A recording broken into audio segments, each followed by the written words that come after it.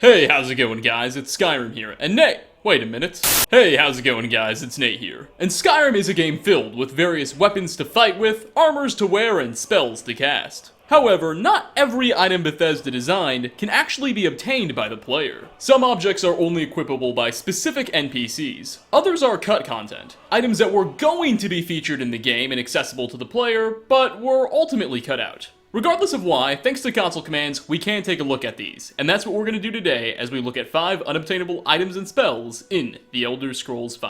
Starting off, we have the Embroidered Garments. This unique article of clothing offers 0 damage protection, sells for 100 gold, and has a weight value of 1. The texture and design of the garments isn't seen anywhere else, and the studs in colorful fabric give the impression that this is some pretty pricey attire. We only get to see this outfit worn in-game very briefly by the soul of High King Torygg in Sovngarde, and with his spirit being both essential and, well, already dead, we're never given the chance to loot his inventory for it. So Bethesda specifically designed these robes just for him to only be seen once.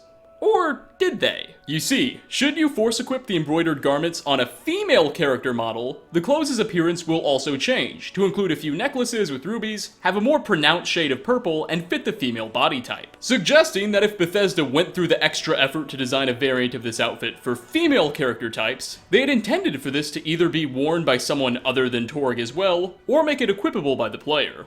No matter why, the clothes aren't particularly useful anyway, so no opportunity lost there. Next on our list is a pretty hilarious cut spell called Spectral Arrow. This apprentice-level conjuration spell would cost 50 magicka to cast, and what it would do is allow the player to shoot ghostly arrows out of their hands directly, without the use of a bow. No middleman. Each arrow would cause some considerable stagger upon enemies, and would also inflict a whopping 30 damage. For context, Dragonbone arrows, the best in the game, only do 25 damage. Given the fact that you could essentially fire 2 arrows at once, considering the spell can be casted in each hand, makes the Spectral Arrow one of the most effective spells there would have been if it was left in the game. This ability was supposed to be given to the Dragonborn as a reward for completing the Radiant quest, Infiltration, where the player is sent to clear out the bandit fort, Treva's Watch. However, for whatever reason, Bethesda decided to cut it from the game, making it only accessible with console commands. This spell would have been pretty cool to use on stealth builds, as its high damage and ability to inflict it from such a distance isn't matched by much else, though I will concede it probably would have been a bit overpowered.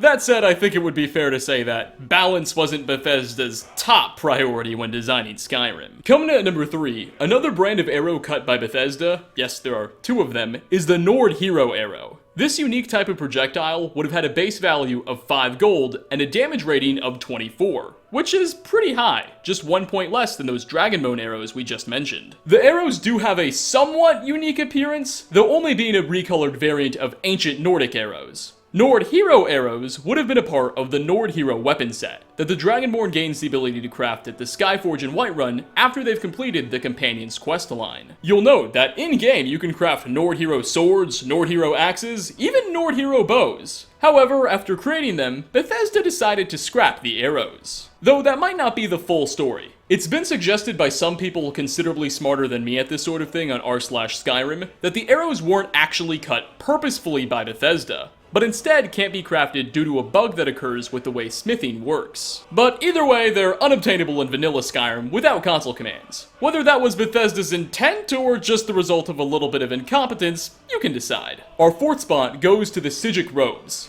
Unlike the embroidered garment shown earlier, this is an entire set of armor, rather than just a chest piece, including a hood, gloves, boots, and chestwear. Altogether, the entire set will sell for 100 gold in Skyrim's strangely united economy, have a weight value of 5, and offer 0 damage protection.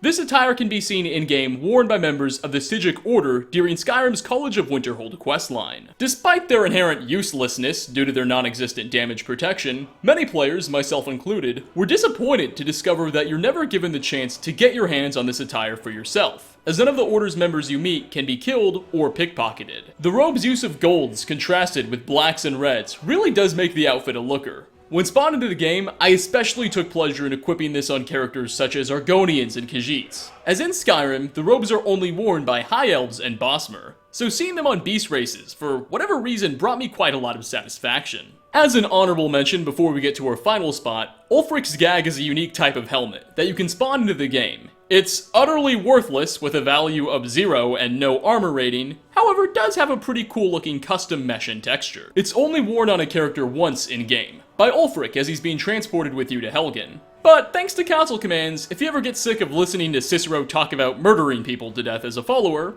you now have a possible recourse to take. And finally, last on our list, is a, shall we say, special blade, named Test Vorpal Sword. It's a very interesting sword that sells for 200 gold, weighs 10 of whatever unit of measurement Skyrim uses for weight, and does a stunning 1406 damage a swing. For context, the most powerful one-handed weapon in the game only does 17. Now, its texture and model are roughly identical to that of the Ebony Blade, a unique katana the Dragonborn can earn by completing Mephala Daedric quest, though the Vorpal Sword lacks the Ebony Blade's red glowing enchantment. What's so amusing about the Test Vorpal Sword, however, aside from the damage, is that it seems to be a bit of an Easter egg. You see, the term Vorpal was first used in an 1871 poem, where it was used to describe any blade capable of slashing a limb off or killing someone in a single blow. More recently, it's been co-opted by the popular game Dungeons & Dragons to refer to a blade with an infinitely sharp edge. This explains the blade's ludicrous 1400 points of damage. It seems fairly obvious that at no point in development did Bethesda ever intend to put this weapon in the game for player use, as it was likely created just for the personal amusement of someone on the dev team.